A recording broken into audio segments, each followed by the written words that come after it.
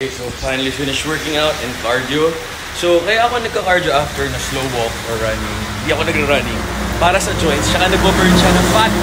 Ketosis. Kasi nga, inubos na yung glycogen stores, yung sa carbs, sa energy sa pagbibigat ng buhat, mechanical tension. Kasi pag inunan mo yung cardio, naubos yung energy mo, mahina buhat mo, paano ka magkakamuscle? You need to stimulate mechanical tension. Yung bigat ng binubuhat mo. Tapos gradual lang. Huwag tayong magmamadali. It takes time to build muscle. To gain muscle, to lose fat, kailangan healthy ang hormones natin.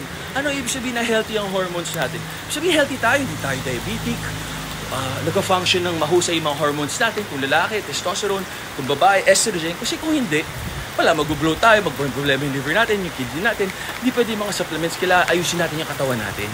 Pag healthy tayo, saka, so kung hindi pa tayo healthy, walking, guidance ng physician, ng doctor, ng trainer, nutritionist, tama kayo, mali ako, I'm not your doctor, do what works for you. Happy, healthy guys, God bless.